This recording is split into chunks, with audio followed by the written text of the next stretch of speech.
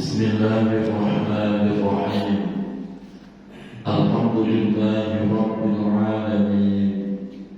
Wassalatu wassalamu ala ashrafil anbiya'i wa imamil mursalin Sayyidina wa habibina wa maulana Muhammadin wa ala alihi wa sahbihi ajma'in.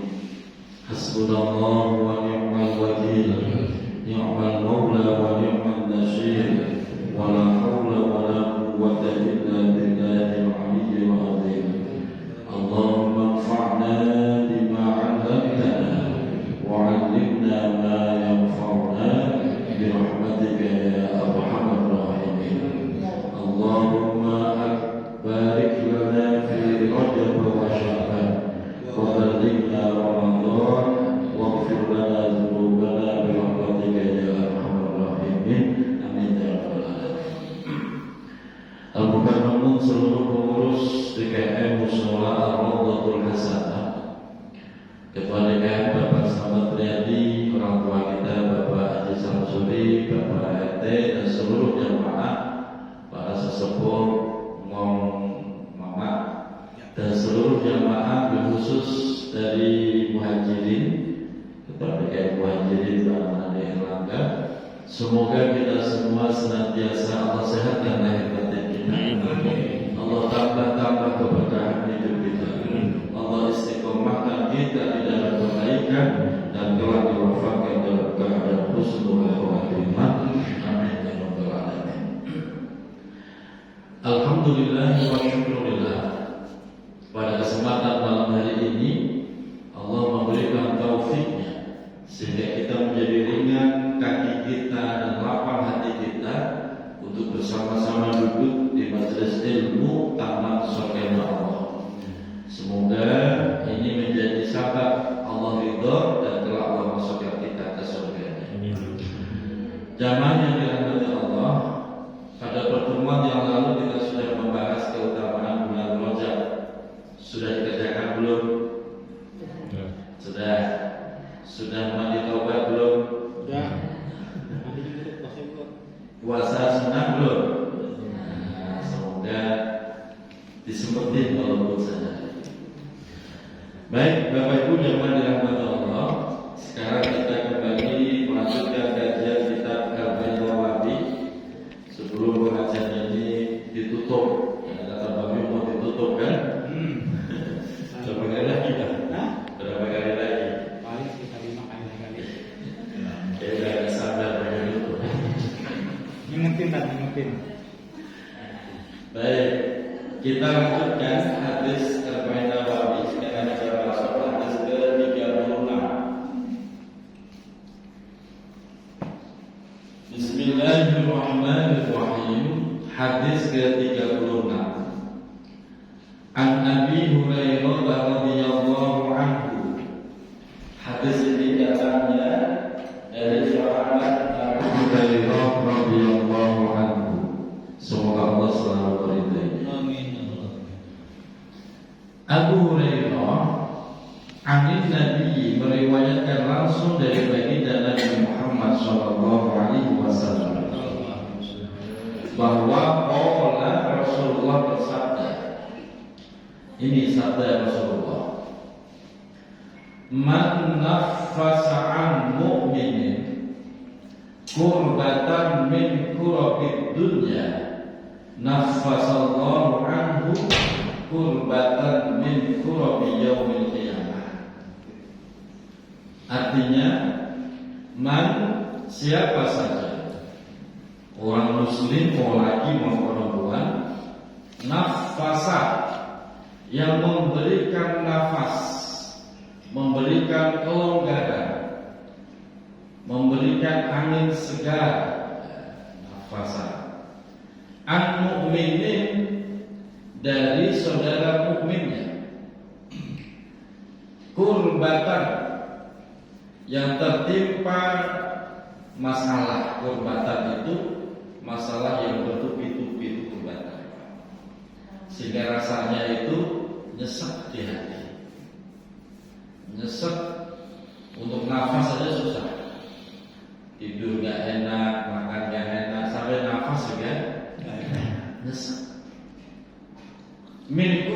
dunia, dari kesulitan, kesusahan hidup dunia. Jadi kalau ada seseorang yang mau memberikan nafas, kelonggaran, pertolongan kepada saudara mukminnya yang sudah ngapa-ngapa, karena saking banyaknya masalah, udah stres itu, kalau nggak ditolong ya bisa bahaya. Terus Bapak hadir memberikan pertolongan, memberikan kelonggaran, memberikan nafas sehingga dia merasa lega dari himpitan masalah itu, maka janji Allah, nafasallahu anhu kurbatan min kurabi yaumil qiyamah. Nafasallah, maka Allah akan memberikan nafas, memberikan kelonggaran, memberikan pertolongan anhu dari orang tersebut yang mau menolong saudaranya saat hidup di dunia. Allah menolong dari apa? Kurbatan, dari kesulitan, dari permasalahan min kurabi yaumil qiyamah, dari berbagai masalah yang ada besok pada hari kiamat.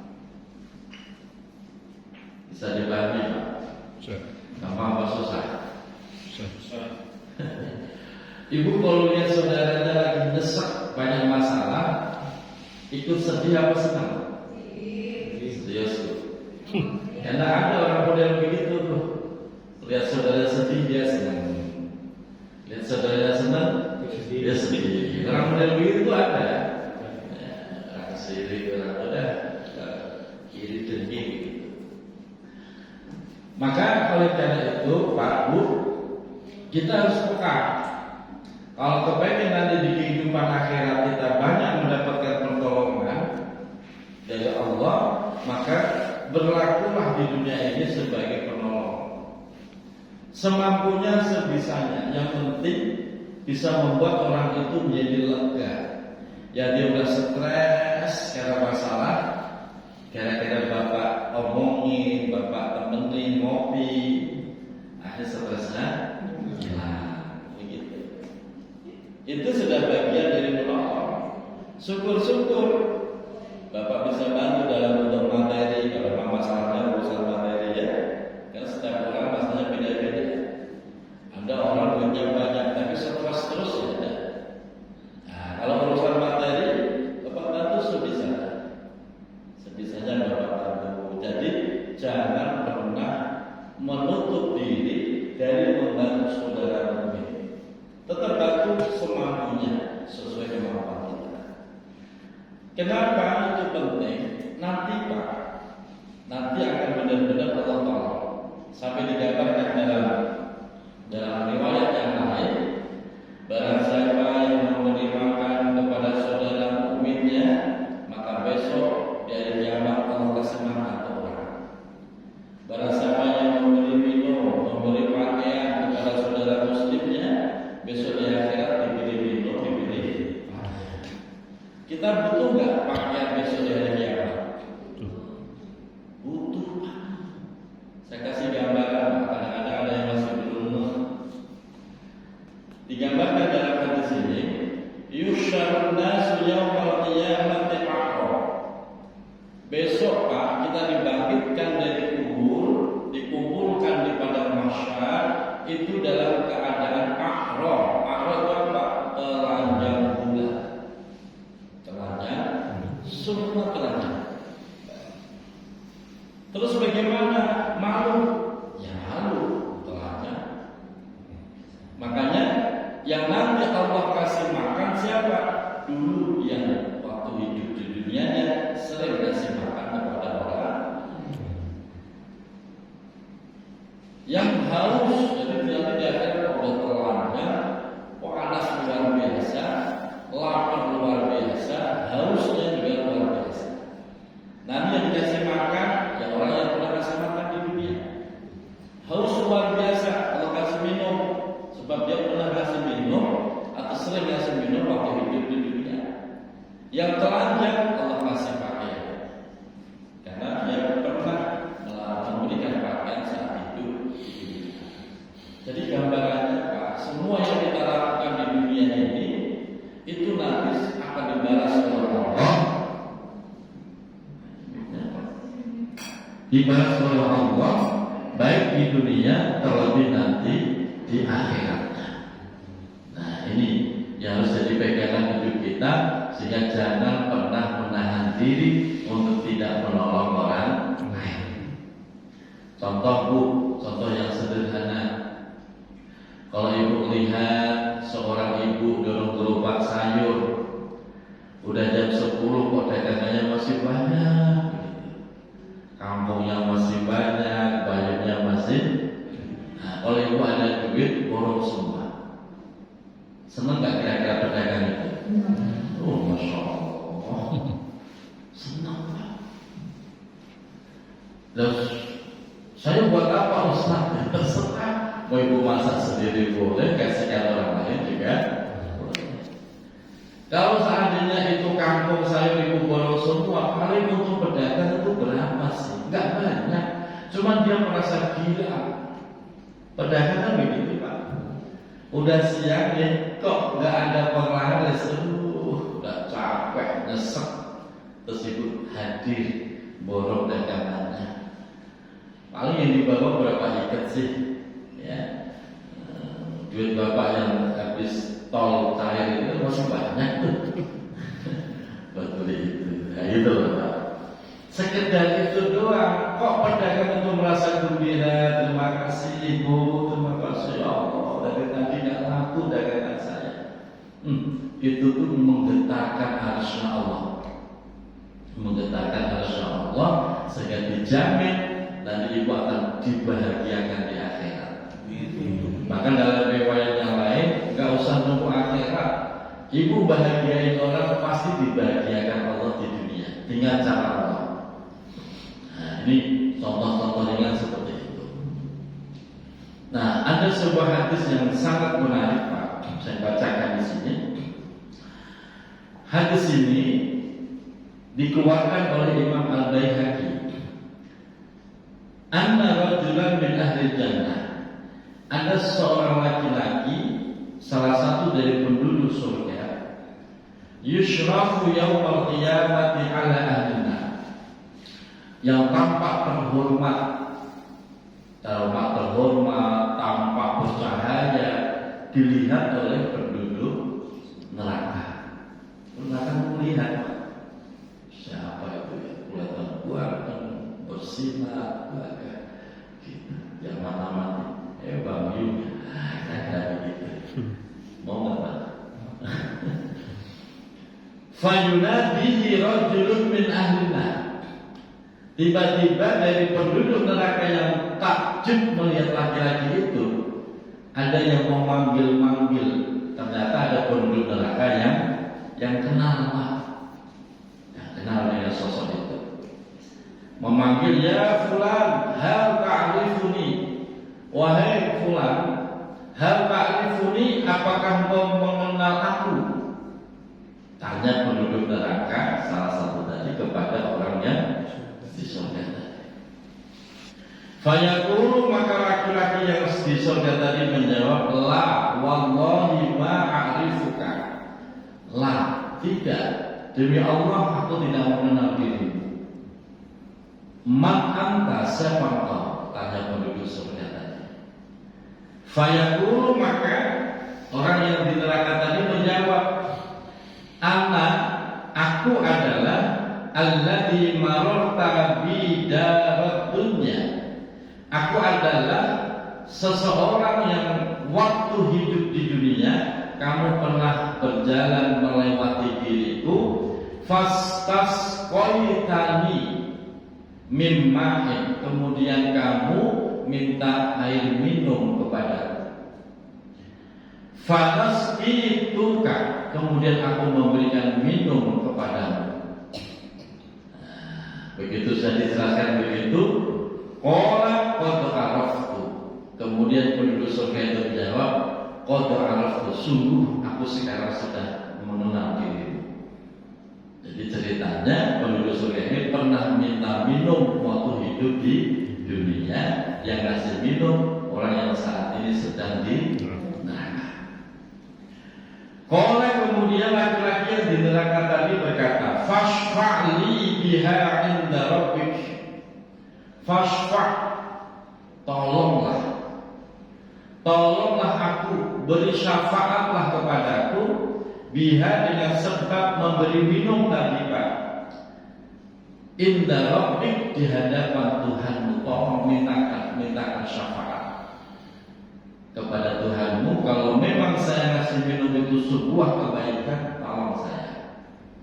Qala, kemudian si laki-laki yang di surga tadi, fayas'alullaha ta'ala, kemudian dia berdoa meminta kepada Allah, syafi'ni fihi fayamurahu fayakhrujahu minan nar. Kemudian dijawab oleh Allah, aku berikan pertolongan. Sekarang cari, keluarkan dia, ajak masuk ke dalam surga. Alhamdulillah. Akhirnya penduduk neraka itu digandeng, ditolong sama orang yang dulu pernah dikasih minum sekali-kalinya. Masya Allah, sebab sekali-kalinya pas lewat kehausan, mampir bang minta minum terus dikasih. Loh, berat apa ringan? Maka jangan menganggap perkara baik itu ringan terus bapak sepelein, itu jangan. Itu bisa menjadi syafaat, bisa menjadi penolong. Kenapa? Seorang musafir yang kehausan, tenggorokannya sudah tercekik karena rasa haus yang luar biasa, butuh minum, terus bapak kasih. Gak pakai basa-basi, gak pakai ngobrol banyak-banyak, terus bapak kasih, silakan. Masya Allah. Itu bisa menjadi penolong yang harusnya tinggal di neraka, ditolong, ditarik, diajak pindah ke surga. Neraka. Nah, makanya yang setiap malam Rabu habis ngaji ngasih makan, insya Allah masuk surga. Yang malam Rabu ngaji makan dari tahun kapan ya? 8 tahun. 8 tahun terus gak pernah absen kan makannya. Ngaji mah absen gak apa-apa, ini makan jangan absen. Itu subhanallah. Itu sekali-kalinya kasih minum aja bisa ditolong. Apalagi tiap malam Rabu ngasih minum, ngasih makan, waduh luar biasa. Malam ini ada nggak makannya? Kalau Ada kan? Menunya apa? Luar biasa. Karena yang bikin kangen itu bukan ngajinya.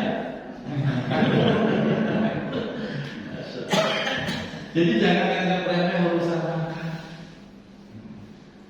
Jangan anggap remeh urusan makan. Makanya Rasulullah itu selalu dalam hadis-hadisnya itu menekankan berbagilah kepada saudara muslim, berbagi. Walaupun seteguk air putih ya, masya Allah. Kelihatan sampai air putih.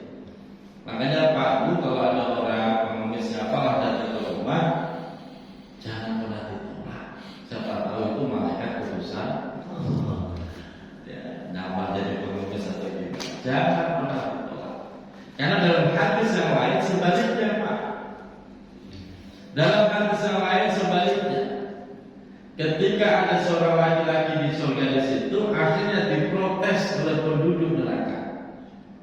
Salah satu penduduk neraka mengaku, ya Allah, saya tidak ridho orang itu di dalam surga. Kenapa? Cerita.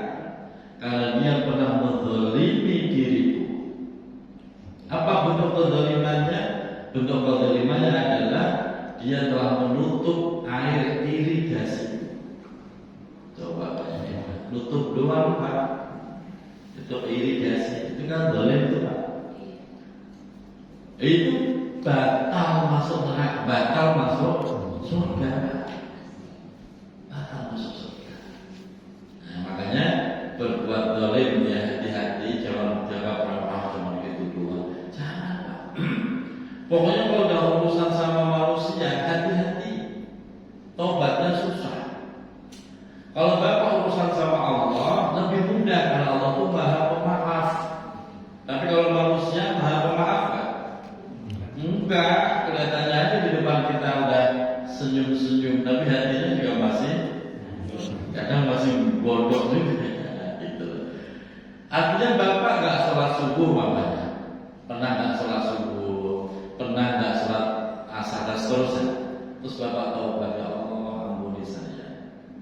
dengan mudahnya memberikan nafkah. Tapi kalau bapak zalim sama orang, bapak minta maaf, kadang-kadang itu dia juga belum bisa sepenuhnya memaafkan kita. Apalagi bapak zalim dan tidak pernah minta maaf. Masya Allah. Jadi urusan sama manusia itu sebenarnya lebih serem, Pak. Lebih serem. Nah, oleh karena itu, ya mumpung kita punya kekuatan, kesehatan, dan rezeki, kasih pengumuman yang butuh bantuan silakan di rumah. Oh, gitu. Keren gitu, Pak. Ya, yang butuh pertolongan silakan hubungi nomor saya. Cakep gak, Pak? Jangan malah menutup ini. Ya kalau tak berani begitu, paling tidak setiap bapak lihat ada saudara kesusahan, tolonglah, walaupun sekedar menghibur dengan kata-kata, bikin plong, walaupun sekedar secangkir kopi menghilangkan stresnya, itu sudah bagian nafasa, memberikan kelonggaran bagi saudara muslim dan nanti dibalas oleh Allah Subhanahu wa Ta'ala. Hadis berikutnya, lanjutannya masih dalam hadis yang sama. Wa man yassara 'ala mu'sirin yassarallahu 'alaihi fid dunya wal akhirah.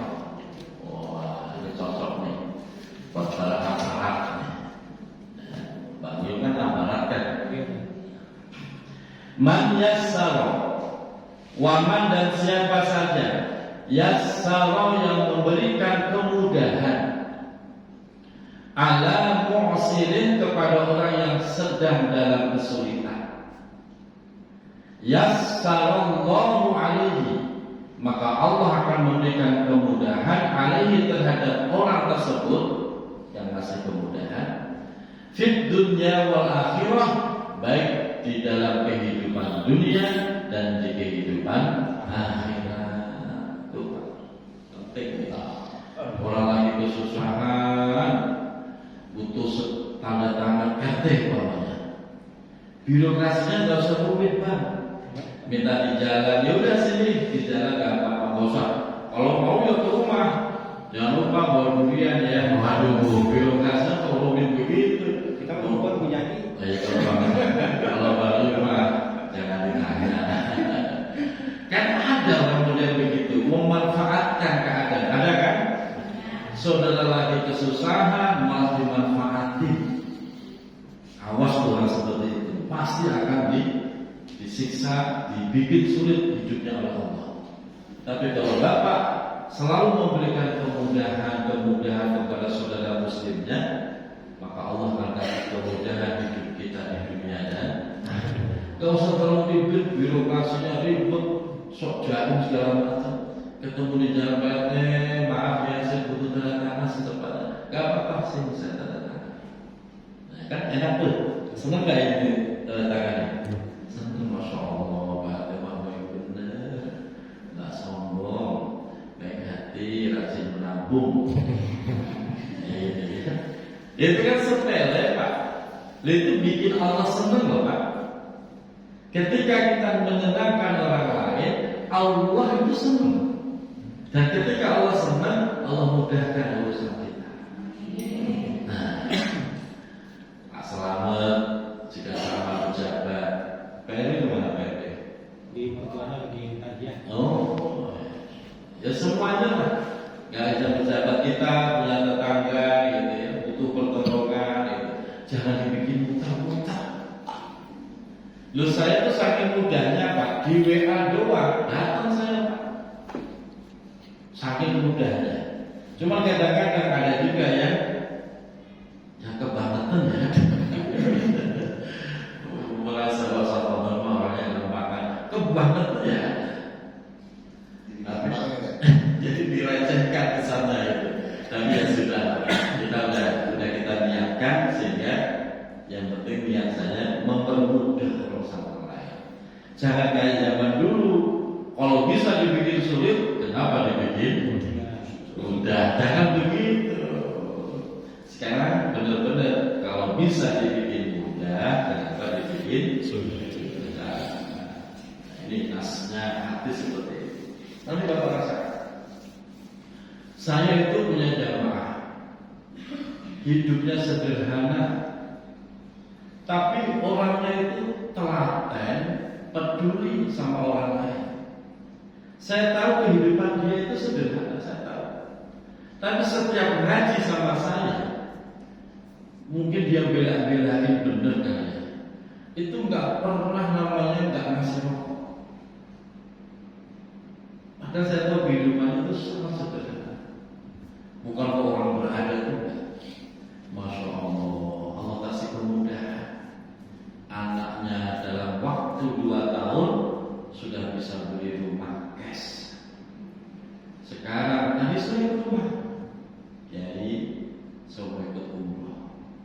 Saya mau berangkat umroh anak saya. Masya Allah, berdua kan tadi saya berdua. Ternyata apa? Yaitu tadi, ketika Allah selalu memberikan kemudahan, peduli sama orang lain, tetangga segala macam, walaupun dia mungkin nggak ada, tapi dia ada-adain karena sangat pedulinya, Allah kasih kemudahan. Sekarang udah hidupnya udah enak, barokah, dikasih Allah anak yang dimudahkan rezekinya untuk memudahkan dirinya juga. Itu anaknya itu kerjanya itu paling sehari 1 jam doang. Itu gajinya sebulan nggak kurang dari 25 juta. Enak apa? Padahal kerjanya sehari nggak sampai 1 jam. Saya penasaran, apa sih Pak? YouTuber maksudnya, YouTuber. Anaknya jadi YouTuber, Masya Allah. Sehari paling ngedit 1 jam, upload, udah gitu doang. Itu sebulan nggak kurang dari 25 juta. Bikin rumah cash, beli rumah. Sekarang program berangkat umroh Bapak Ibu. Saya bilang ini loh Pak, barokahnya Bapak dan orang yang peduli, senang nolong orang, ngasih mudah urusan orang. Kadang-kadang begitu Allah balasnya lewat anak, lewat cucu, lewat apa lah. Saya sampai merinding tadi saya. Masya Allah, serius Pak, serius. Nah ini pelajaran penting. Tapi kalau kita jadi orang suka mempersulit urusan orang lain, nanti lihat tuh, entah kapan Allah bikin sulit kehidupan kita. Walaupun mungkin anak itu punya duit banyak, punya jabatan, punya otoritas, punya wewenang, punya segalanya, nggak berfungsi, nggak berguna. Seakan-akan itu semua nggak ada gunanya. Bapak benar-benar dalam kehidupan yang sangat sulit. Bisa jadi Bapak pernah mempersulit urusan orang. Jadi itu bukan sekedar karma, sudah jelas dalam hadis. Siapa yang kasih kemudahan, Allah kasih kemudahan. Siapa yang kasih kesulitan, Allah kasih kesulitan. Hanya kita ngaji pelan-pelan ini, direnungkan, diamalkan. Ya Allah, minta bersihkan hati ini. Kadang-kadang yang bikin kita nggak bisa ngamalin ilmu kan hati kita masih kotor, masih iri, dengki, rakus, dan seterusnya. Jadi akhirnya membuat kita nggak bisa ngamalin ilmu. Nah, semoga Allah memudahkan kita dalam melakukan kebaikan. Yang berikutnya belum bisa kan? Wa man satara musliman satarahu Allahu fid dunya wal akhirah. Nah, ini Pak penting. Wa man, dan siapa saja satara musliman yang menutup aib saudara muslimnya. Menutup aib saudara muslimnya. Satarahu Allah, maka Allah akan menutup aibnya fid dunya wal akhirah, di kehidupan dunia dan kehidupan akhirat. Saya yakin setiap kita nih pasti ada yang tahu aib saudara muslimnya. Betul? Tahu kan Pak? Nah, Bapak tutup pintu, jangan diobral. Yang nggak tahu, ya biarin nggak tahu. Yang sudah terlanjur tahu, bilangin, jangan ngomong-ngomong. Ini enggak, kamu udah tahu belum? Ini saya ceritain. Malah begitu. Mabuk. Ngaji masih. Yang nggak tahu ya biarin nggak tahu. Bapak niat menutup aibnya, maka bapak menjadi orang yang selamat. Aib kita ditutup oleh Allah di dunia dan akhirat. Kita punya aib nggak? Punya, Pak. Kalau selama ini kita dimuliakan, dihormati orang lain, itu bukan karena kebaikan kita, bukan. Tapi karena aib kita ditutup oleh Allah. Coba dibongkar oleh Allah. Satu aja aib kita dibongkar Allah, habis kita, Pak. Udah nggak ada lagi orang pengen hormati kita, udah nggak ada lagi orang mau memandang kita. Kalau aib kita sudah dibongkar oleh Allah. Nah, makanya menjaga aib itu wajib hukumnya. Itu kalau punya ada orang kejadian gibah, ngomongin kejelekan orang, bapak ibu menghindar, jangan malah ulangi, jelas tadi ulangi. Kalau itu lagi beritanya, jangan ya. Saya termasuk orang yang menanggung beban itu. Karena setiap orang datang bawa masalahnya, saya harus menjaga itu aibnya. Dari siapa saja, termasuk bundanya, istri saya itu nggak tahu. Kadang-kadang bundanya ada perasaan, apa sih ya? Serius banget. Ya serius lah, kalau nggak serius maka bakal sini. Apaan sih? Nggak boleh rahasia orang bertanya. Kadang-kadang ada penasaran, kita nggak usah. Makanya beban begitu berat. Paling kita ngambil pelajaran, kadang-kadang saya sampaikan kisahnya, tapi saya tidak menyebut nama. Tujuannya apa? Biar aib orang itu tetap terjaga. Jadi kalau bapak pengen ngambil ibrah pelajaran, menceritakan kasus itu silakan, tapi jangan sebut nama. Kalau sebut nama, bapak namanya membongkar aib saudara muslimnya. Itu bahaya, Pak. Bahaya. Dengan saya nggak pernah nyebut nama. Pokoknya orang sini, nah kita aja pernah begini. Masya Allah. Makanya hati-hati, jangan suka gibah. Nanti kita dibongkar Allah, malu kita di dunianya malu, di akhiratnya juga. Selanjutnya, wallahu fi 'auni al-'abdi ma kana al-'abdu fi 'auni akhihi. Masyaallah. Wallahu, adapun Allah, fi 'auni al-'abdi, selalu menolong hambanya, akan terus menolong hambanya. Kapan itu? Maka al-'abdu fi 'auni akhihi, selama hamba itu terus menolong saudaranya. Ibu, Pak, kalau kita butuh pertolongan Allah, kita harus mau menolong orang lain. Allah akan terus menolong diri kita selama kita masih mau menolong orang lain. Jangan harap Allah mau menolong kita kalau kita diminta tolong orang, tak mau bantu. Jangan harap. Maka kebaikan kita kepada saudara muslim kita, kepada orang lain, itu benar-benar mengundang pertolongan Allah. Bisa jadi yang bapak tolong memang nggak bisa bales, Pak. Tapi yakinlah Allah itu pasti akan balas kebaikan kita dengan cara Allah melalui siapa itu rahasia. Nanti bapak pasti akan merasakan. Pokoknya bapak dulu pernah nolong orang, mungkin banyak roh di jalan bapak tolongin. Orang itu ya udah batas sudah tolongin, balas kita nggak? Ya enggak, udah rumahnya juga nggak tahu di mana.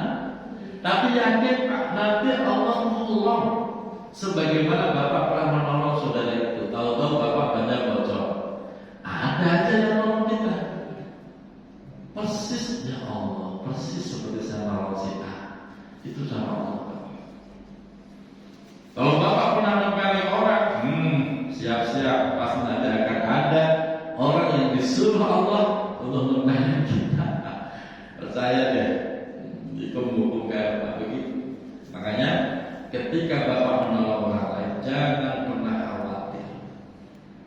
ya mulu. Jangan begitu Pak. Jangan pernah khawatir duit habis, jangan khawatir sia-sia nolong dia mah. Dia nggak bakal mungkin nolongin kita, balikin duit kita. Jangan ngomong begitu. Memang dia nggak bisa balas duit Bapak, nggak bisa. Tapi yakin Allah akan menolong kita dengan cara Allah sehingga rezeki Bapak makin banyak, makin barokah. Lewat apa?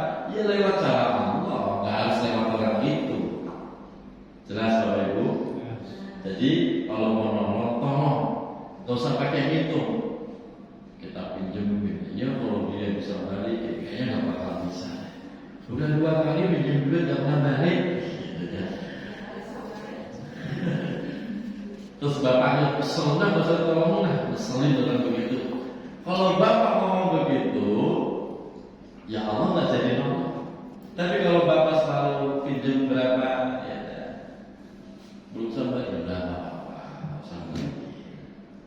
Jangan khawatir Pak, Allah pasti akan nyiapin itu pertolongan buat bapak untuk mengganti seluruh daripada uang yang bapak berikan kepada orang. Cuma kadang-kadang orang mikir masih udah dikasih rezeki banyak tuh, kadang-kadang dipikirin tuh duit 100.000 yang nggak dibalikin itu dipikirin. Padahal udah dapat cair berapa tuh? Miliaran. Tapi ya 100.000 masih dipikirin. Tuh, udah 2 kali minjem 100.000 nggak balik masih dipikirin. Padahal Allah sudah balas itu begitu banyak. Maka saya sering bilang ke bundanya, kan kalau tetangga itu lebih nyaman ngobrol sama bundanya daripada ke saya. Katanya kalau lihat ngobrol sama saya kayak suka gemeteran. Terus saya mau orangnya ramah baik hati. Tangga ada tuh, bunda mau gesek sebentar bisa. Berapa? 400. Nah, udah siap. Ya udah, kalau nggak bisa siap, tetap lagi. Saya nggak bisa nolongin 400, pakai lagi sama-sama. Ini 100, nggak usah pinjem, nggak usah ngutang. Nah, begitu. Jadi jangan sampai dia pulang dengan tangan kosong. Pinjem 200 kita adanya 50 deh. Ini 50, nggak usah pinjem, nggak usah ngutang. Saya cuma bisa bantu 50. Begitu Pak caranya Pak. Nanti Bapak rasakan. Biasanya kalau ada urusan-urusan dengan manusia, itu balasannya kontan. Nah, makanya jangan pernah khawatir ketika Bapak menolong orang pasti dibalas oleh Allah. Saya punya kenangan dulu tahun 2005, lama benar kan. Saya itu pulang dari kampus pecah ban itu di dulu saya belum tahu jalur sini, saya suka lewatnya itu Pondok Cabe. Nah, pecah ban di situ. Namanya 2005, nggak punya duit, paling duit cuma 15.000 di kantor. Mana kita orang baru lagi, kan saya masuk lawan itu 2004 Pak. 2005 Bapak belum kenal saya, masih gimana? Kita lagi bengong, lama kok saya tuntun dari Pondok Cabe ke Rawan Depok jauh bener. Mau minta tolong siapa? Ya sudah lah, saya duduk aja ngaso saja. Itu subhanallah, datang orang itu gak dikenal. Bapak naik motor, waktu itu motornya saya lihat itu Impresa. Kok Impresa? Di atas apa namanya itu? Karisma. Kenapa deh? Canda Pak. Lah itu depan ada bengkel gitu. Gak ada duitnya Pak. Ayo, bahasa saja. Masya Allah. Ditemuin saya ke bengkel, Bang, diganti bannya berapa? Saat itu 40.000. Ya udah, ini saya bayar 40.000. Punya duit nggak ya? Hanya 15.000. Ini saya tambahin 10.000. Masya Allah. Ban dibeliin, ditambahin 10.000. Saat itu bilang soal itu sampai sekarang saya doain Pak. Itu saya pikir-pikir kok ada orang ngomong begitu ya. Ternyata saya kalau mau PD nih, mau GR nih, saya dulu waktu di pondok pernah ngomong seperti itu. Waktu di pondok. Itu kalau kita mau GR nih, ini balasan Allah. Jadi kadang-kadang Pak, balasan Allah itu diberikan timing waktu yang tepat. Jadi Bapak kalau lagi berbuat baik jangan buru-buru, mana balasannya? Jangan buru-buru gitu loh. Kadang-kadang kita jeleknya begitu Pak. Ya, kita udah berapa kali nolongin, mana balasannya? Masih gini-gini aja, jangan. Allah akan memilihkan timing waktu yang tepat, di mana kita sudah keadaan kepepet, darurat, di situlah Allah tunjukkan. Nih, kamu pernah nolong orang pejabat, kamu ditolong, diutus Allah. Masya Allah. Jadi jangan khawatir. In ahsantum ahsantum li anfusikum. Setiap kebaikan pasti akan kembali kepada diri kita. Setiap keburukan juga sama, pasti akan kembali kepada diri kita. Semoga kita menjadi